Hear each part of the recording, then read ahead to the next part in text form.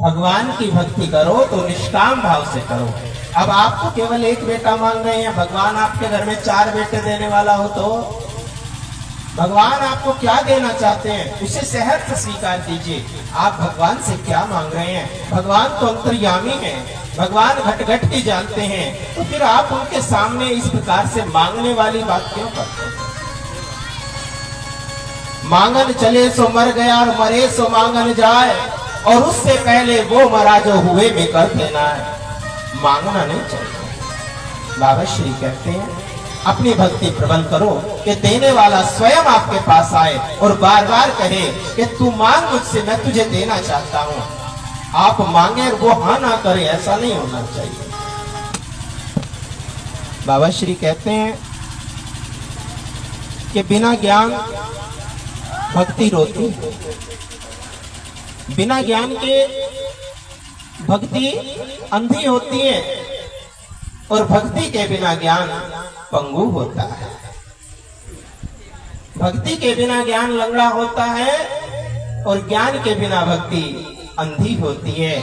इसलिए जीवन में ज्ञान होना भी जरूरी है और भक्ति प्राप्त करना भी अनिवार्य होता है।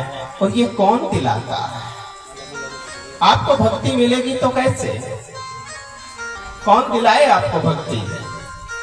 ये भक्ति का मार्ग प्रशस्त करते हैं आपको आपके सद्गुरुदेव। सद्गुरुदेव के चरणों में बैठकर आप भक्ति करें। सद्गुरुदेव के चरणों में बैठकर आप अपने परम पिता परमात्मा से मिलने का मार्ग प्रशस्त करें तो जीवन में दिव्यता आएगी। तो आइए सभी अपने हृदय सिंहासन पर अपने गुरुदेव को आसन देते हुए, विराजमान करते हुए बड़े भाव के साथ चलना है और बोलना है। मेरे गुरुवर तेरी नौकरी सबसे बढ़िया है सबसे खरी। मेरे गुरुवर तेरी नौकरी सबसे बढ़िया है सबसे खरी। मेरे गुरुवर तेरी नौकरी सबसे बढ़िया है सबसे खरी। मेरे दाता तेरी नौकरी सबसे बढ़िया है सबसे खरी। मेरे दाता तेरी नौकरी सबसे बढ़िया है सबसे खरी।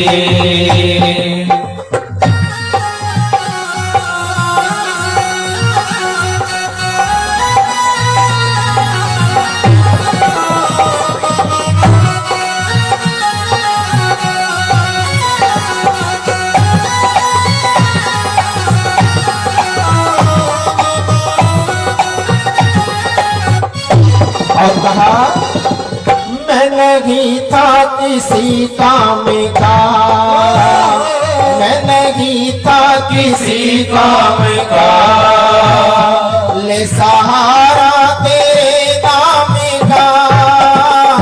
मैं नहीं था किसी काम का, ले सहारा तेरे नाम का। ले सहारा तेरे नाम का, बन गई है ये किस्मत मेरी, सबसे बढ़िया है सबसे खरी। मेरे दाता तेरी नौकरी सबसे बढ़िया है सबसे खरी।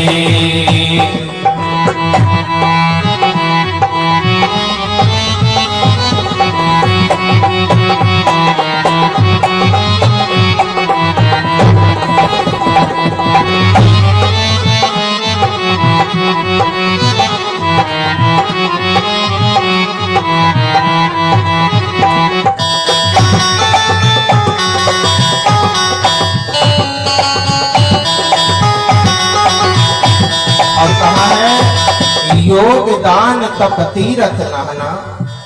योग दान तप और तीरथ नहना गुरु सेवा में निष्फल जाए। आप लोग कितने भी तीर्थों की यात्रा करें, आप लोग कितना भी दान करें, कितना भी पुण्य अर्जन करें, यदि आपने अपने गुरुदेव का सम्मान नहीं किया, यदि आपने गुरुदेव की दिव्यता को धारण नहीं किया, तो आपका सब किया कराया बेकार जाता है, निष्फल हो जाता है। हरि गुरु निंदा सुने जो काना, पाप होत गौ भात समाना। जो अपने गुरु की, अपने भगवान की निंदा को सुनते हैं, कोई भी किसी भी प्रकार से आपके गुरु की निंदा कर रहा हो, चुगली कर रहा हो, ऐसे को सुनना नहीं चाहिए। अन्यथा क्या होता है, उसको ब्रह्म हत्या, उसको गौ हत्या के बराबर पाप लग जाता है। बाबा श्री कहते हैं, जब से तेरा गुलाम हो गया, जब से तेरा गुलाम हो गया, तब से मेरा भी नाम हो गया।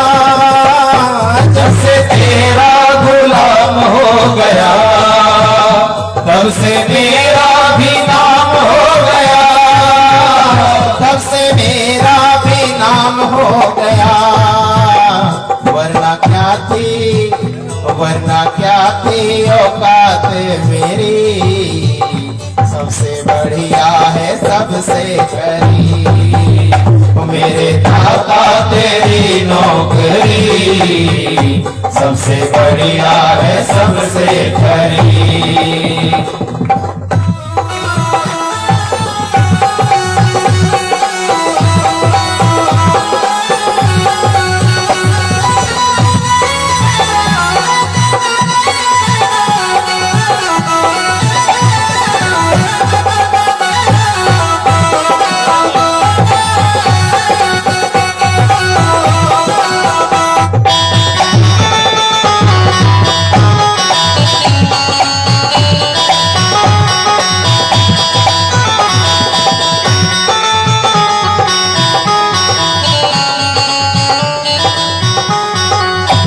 कहा है कि जब गुरु के मार्ग पर चलते हैं, जब अपने परमात्मा की भक्ति के मार्ग पर चलते हैं, तो समय का पता नहीं चलता, समय बड़ी गति से चलता है।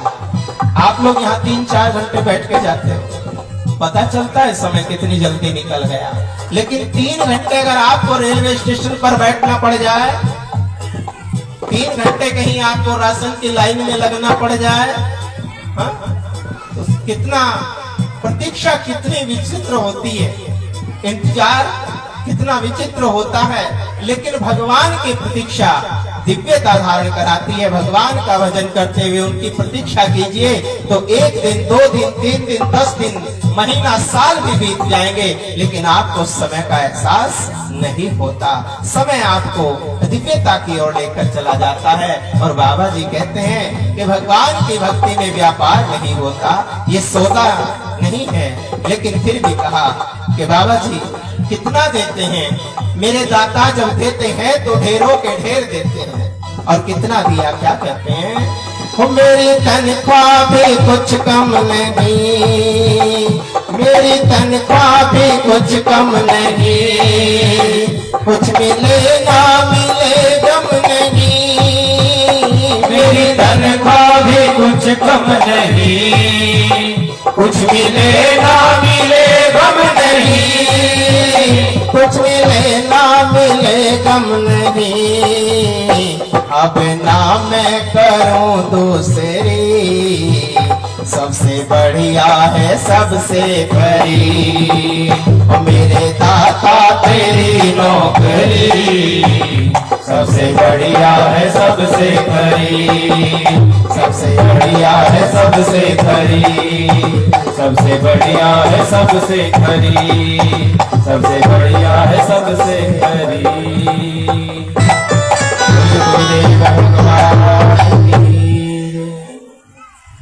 बिना वैराग्य के भक्ति रोती है, बिना वैराग्य के बोलो तो भक्ति रोती है। बिना ज्ञान के भक्ति अंधी है और बिना वैराग्य के रोती है। और भागवत क्या है, भक्ति, ज्ञान, वैराग्य, इन तीनों का सम्मिश्रण है। अब अगर इनमें से एक ना हो तो क्या प्राप्ति हो जाएगी? आप खेत में काम करने जाते हैं, तो खेत में काम करने के लिए भी आपको 3 चीजों की जरूरत पड़ती है। किसान होना चाहिए जो खेत में काम करेगा, खेत होना चाहिए यानी जमीन होनी चाहिए, और तीसरा आपके हाथ में कोई यंत्र होना चाहिए। आप कोई भी काम करो, लेखनी का काम कर रहे हो तो आपको लेखनी के लिए भी कलम की जरूरत है, पुस्तक की जरूरत है, कॉपी की जरूरत है, और आपकी स्वयं की जरूरत है। क्रिया, कर्ता और कर्म, इन तीनों के बिना संसार का कोई कार्य नहीं होता। ब्रह्मा विष्णु महेश, यही क्रिया कर्ता कर्म की दिव्यता, बिना वैराग्य के भक्ति होती है। भोग भक्ति में बाधक होता है। हमारे जो सांसारिक संसाधन है, घर में एसी होना चाहिए, घर में फ्रिज होना चाहिए, पड़ोसी के बहुत बढ़िया बेड आया है हमारे यहाँ भी होना चाहिए। ये सब चीजें जो हमारे सांसारिक भौतिक साधन हैं, ये हमारे प्रभु की भक्ति में बाधक बनते हैं। भोग साधना में बाधक बनता है। सदाचार अपनाओ, शिष्टाचार अपनाओ, मर्यादा अपनाओ। क्या झोपड़ी में बैठी मैया सबरी को भगवान ने कौन से एसी में बैठ करके लिया? बोलो तो। मैया सबरी की झोपड़ी में कौन सा एसी लगा था, लेकिन भगवान मैया सबरी की झोपड़ी में बैठे हैं। विदुर के घर में कौन सा एसी लगा था, लेकिन भगवान विदुर के घर में जाकर के बैठे हैं। अगर आपकी भावना सच्ची है, आपकी आस्था अच्छी है, तो परमात्मा आपकी कुटी में आने के लिए तैयार है, क्योंकि परमात्मा को आडंबर इससे किसी प्रकार का कोई लेना देना नहीं है। आडंबर से दूर होकर के परमात्मा को भजन करोगे, आडंबर से दूर होकर के परमात्मा को पाने की चेष्टा करोगे, तो परमात्मा तत्काल आपसे मिलने के लिए तैयार है। प्रिय भक्ता, घर में ही वैराग्य की साधना करो। आपको जंगल में जाने की जरूरत नहीं है, घर में साधना करो। घर में बैठ करके अपने वैराग्य को जागृत करो। घर में बैठ करके अपनी इंद्रियों पर नियंत्रण करना सीखो। जिसने अपनी 3 इंद्रियों को नियंत्रित कर लिया, उसका जीवन धन्य हो जाता है। सर्वप्रथम अपने नेत्र, दूसरी आपकी वाणी, और तीसरे आपके स्रोत यानी आपके कान। जिसने अपने कानों से अच्छा सुनना शुरू कर दिया, जिसने अपनी आंखों से सुंदरता देखना शुरू कर दिया, जिसने अपनी आंखों से अच्छा देखना शुरू कर दिया, और जिसने अपनी वाणी पर नियंत्रण कर लिया, उसका जीवन धन्य हो जाता है। उसके जीवन में फिर परमात्मा को आने से कोई रोक नहीं सकता। इसलिए परमात्मा को पाना है तो सबसे पहले अपने वाणी पर नियंत्रण कीजिए। अपनी वाणी को ईश्वर भजन में लगाइए। अपनी वाणी को परमात्मा के श्री चरणों में नतमस्तक होकर लगाइए। ज्ञान और वैराग्य सहित भक्ति बढ़ेगी तो ईश्वर का साक्षात्कार आपको हो जाएगा। ईश्वर को पाना चाहते हो तो साधना करो, और साधना भी घर में करनी है, अपने परिवार में रहते हैं। यही तो आपकी परीक्षा है। परीक्षा क्या है? यही तो परीक्षा है कि सबके बीच में रहते हुए आपको अपनी साधना करनी है। आज आपको भोजन नहीं मिला क्योंकि बना नहीं, इसलिए आपने कहा कि चलो आज नहीं मिला, कोई बात नहीं, आज तो एकादशी है, व्रत कर लेते। तो क्या ये व्रत है? आपके घर में जब बना ही नहीं और आप भगवान जी पर उसका एहसान जता रहे हो कि आज हमने भोजन नहीं किया तो चलो एकादशी हो गई। ऐसे एकादशी होती है क्या? एकादशी तब होती है जब जो आपके मनोरूप दिव्य दिव्य वस्तुएं आपके खाने की आपके सम्मुख रखी हो, जो आपको अतिशय प्रिय हैं, जिनके कारण आप अपने को समझते हैं कि ये चीज मेरी विशिष्ट है, ये मुझे खाने को चाहिए, और वो सब चीजें आपके सम्मुख हों, और तब आप नियम से संयम से व्रत करें कि आज मैं इन सब चीजों का परित्याग करता हूं, अपने भगवान के लिए व्रत करूंगा, तो समझिए आपकी एकादशी है। यानी कि आपने संयम का पालन किया, आपने धर्म का पालन किया, आपने नियम का पालन किया, तो आपका व्रत हुआ। अन्यथा आप तो व्रत कर रहे हैं, आप व्रत कर रहे हैं, 2 किलो लड्डू खा गए चुलाई के, पेड़ा खा गए, दूध पी गए, अमरूद केला इत्यादि खा गए, और जितनी बार पूछो कि आज मेरा व्रत है, रोज तुम 250 ग्राम खाते थे, आज 500 ग्राम खा लिया, फिर भी तुम्हारा व्रत है। कैसे व्रत है? शरीर को जितनी पूर्ति होनी चाहिए थी, शरीर को 250 ग्राम चाहिए था, आपने आज आधा किलो खा रखा, तो फिर व्रत कहाँ हुआ? व्रत का मतलब ये नहीं होता। व्रत का मतलब है परमात्मा के प्रति संयम का पालन करना। आप चाहे खूब खाओ, आनंद के साथ खाओ, लेकिन अगर आपने मनसा वाचा कर्मणा संयम का पालन किया है तो आपका व्रत है, हर समय व्रत है। चलते फिरते, उठते बैठते, सोते खाते, हंसते रोते, हर परिस्थिति में आपका व्रत है, यदि आपने संयम का पालन अपने जीवन में किया है। अतः अपने जीवन में संयम का पालन करो, अपने जीवन में सदाचार को बढ़ाओ, अपने जीवन में संयम को बढ़ाओ, तो ही आपका जीवन दिव्यता की ओर चलेगा। और इसी कारण को मेरे परम पिता परमात्मा श्री बांके बिहारी लाल जी कहते हैं कि अपने जीवन में यदि बढ़ाना है तो संयम को बढ़ाइए। सर्वत्र गोपियों के बीच में रहते हुए भी बाल कृष्ण स्वयं संपूर्ण रूपेण योग योगेश्वर बाल ब्रह्मचारी हैं। सबके बीच में रहते हुए बाबा जी कहना चाहते हैं कि अपने पर नियंत्रण रखना सीखिए। जीवन में यदि आप परम पिता परमात्मा की दिव्यता को धारण करना चाहते हैं तो जैसे वासुदेव जी ने कारागार में सूप को उठाया, सूप समझ गए आप? सूप को जानते हैं? छाछ, छाछ होता है ना, अनाज को ठीक करने वाला, अनाज को साफ करने वाला छाछ। सूप को जैसे ही वासुदेव जी ने उठाया तो वासुदेव जी के हाथों की बेड़ियां खुल गई, पैरों की बेड़ियां खुल गई। लाला को एक वस्त्र डाल करके सूप में बैठाया और जैसे ही अपने सिर पर पधराया तो सर्वत्र द्वारपाल सो गए, पहरेदार सो गए, दरवाजे खुल गए और संपूर्ण नगरी में योग माया ने अपनी दिव्यता दर्शाई। निद्रा देवी ने सभी को अपने आगोश में ले लिया। प्रिय भक्ता, मस्तक पर जब आप परमात्मा को विराजमान करोगे, जब अपने शीश पर आप परमात्मा को विराजमान करोगे तो आपके सांसारिक बंधन खुल जाएंगे। समझ रहे मेरी बात को? जब आप अपनी इस बुद्धि में, जब आप अपने सिर पर भगवान को पधराओगे, भगवान को बैठाओगे, इस शीश में, इस बुद्धि में आप भगवान को बसाओगे तो आपके सांसारिक बंधन टूट जाएंगे, सांसारिक बंधन खुल जाएंगे।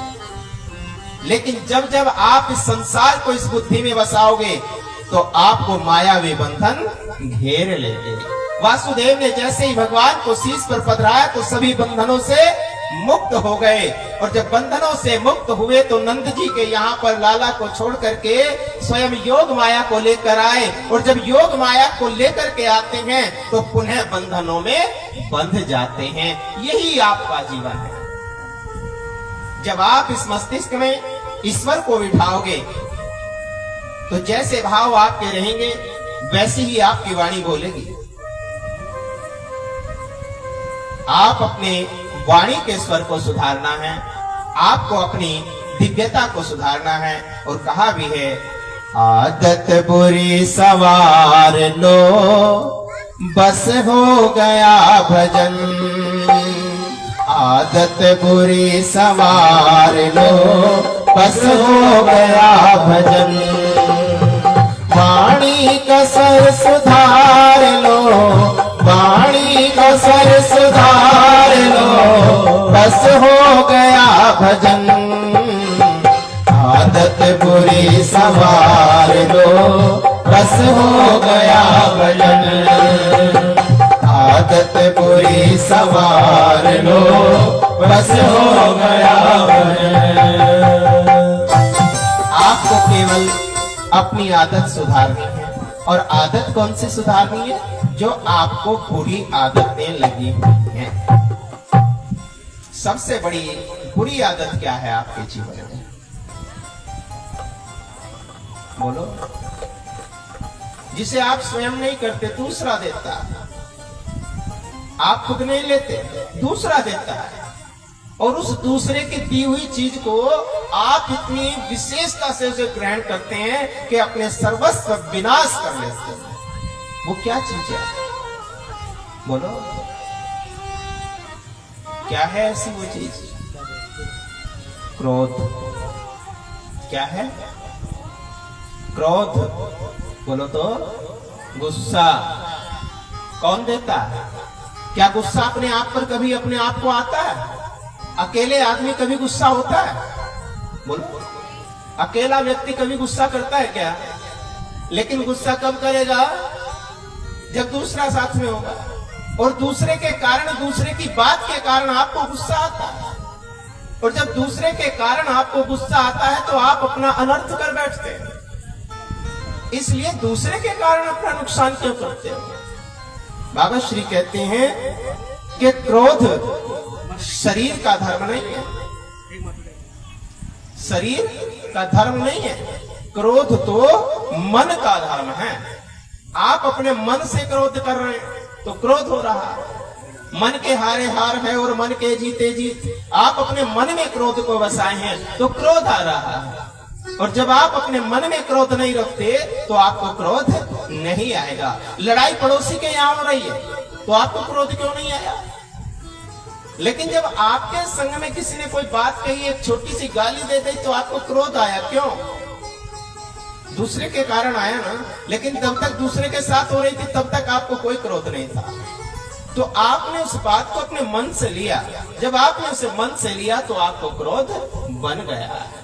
जीवन में याद रखें, अगर क्रोध हमारा धर्म होता तो दूसरे के कारण उत्पन्न नहीं होता। क्रोध दूसरे के कारण आता है। ये हमारे शरीर का धर्म नहीं है, दूसरे के द्वारा दिया हुआ है और इसे हमने मन से लिया है। इसलिए बाबा श्री कहते हैं कि जो दूसरा हमें कराता है वो क्रोध है। और क्रोध को करके हम अपने शरीर को सजा देते रहते हैं। अपने शरीर को सजा दे रहे हैं क्रोध करके। क्रोध के प्रभाव से ग्रसित होते ही हमारा शरीर फड़कने लगता है, आंखें लाल हो जाती हैं, चेहरा तमतमाने लगता है, भौहें फड़कने लगती हैं, शरीर के रोए खड़े हो जाते हैं। ऐसी दशा हमारे शरीर की बन जाती है। तो बाबा श्री कहते हैं जब शरीर से विवेक नष्ट हो जाता है तो आदमी एक पशु वृत्ति बन जाता है। और जब व्यक्ति पशु वृत्ति बन जाता है तो क्रोध में होकर के अपना विनाश कर लेता है। ऐसी ही दशा आज राक्षसों की है। भगवत श्री कहते हैं कि क्रोध साधक का सबसे बड़ा अभिशाप है। क्रोधी व्यक्ति न साधना कर सकता है, न कभी हंस सकता है, न कभी किसी का भला कर सकता है। इसलिए त्याग करना है तो क्रोध का कीजिए। यही मैं आज आपको सिखाना चाहता हूँ। आज की कथा में मैं आपको यही बताना चाहता हूँ कि आप अपने शरीर से क्रोध का अंत कीजिए। दूसरे के कारण जो क्रोध आता है और आप अपने शरीर को सजा देते हैं उसको शांत कीजिए। बाबा श्री कहते हैं कि इस प्रकार से जैसे ही भगवंत श्री वासुदेव जी ने कन्हैया जी को नंद जी के यहाँ विराजमान करके योग माया को लेकर आए हैं और नंद जी के घर में जो दिव्य रूप से आज बाल गोपाल पधारे हैं,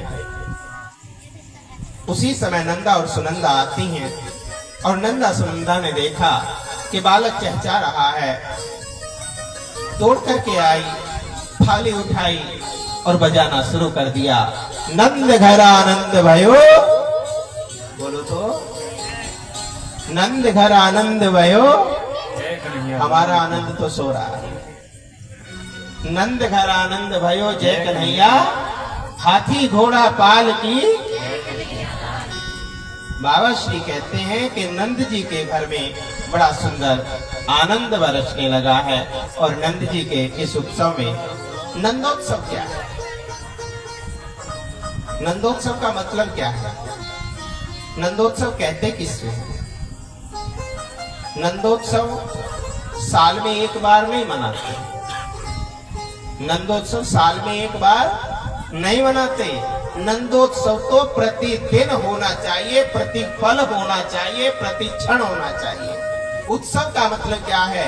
उत कहते हैं निकट और शब कहते हैं मंत्र, यानी हमारे निकट में जो भगवान रहे, हमारे पास में परमात्मा हर समय रहे, तो ऐसा उत्सव हर समय होना चाहिए या साल में एक बार होना चाहिए। ईश्वर को अपने पास रखने का उत्सव एक बार होना चाहिए या हर रोज होना चाहिए, हर समय होना चाहिए? बोलो, हर समय होना चाहिए। ईश्वर हर समय मेरे पास रहे, ऐसा आपको अपने मन में रखना चाहिए। ईश्वर को सदैव अपने पास में रखें। आपका संगी साथी कोई और नहीं हो सकता, आपका संगी साथी केवल ईश्वर हो सकता है। तो आइए बहुत सुंदरता के साथ में एक नंदोत्सव की छवि श्री आशीष ठाकुर जी बहुत सुंदरता से आपको लेकर चल रहे हैं। नंदोत्सव बड़े भाव के साथ में, बड़ी उमंग के साथ में आप लोगों ने इस नंदोत्सव का आनंद लेंगे और इसके बाद में कथा में बड़े भाव के साथ में प्रवेश करेंगे। बोली सच्चिदानंद भगवान की नंद के लाला की जय हो। दोनों हाथ उठा। नंद के लाला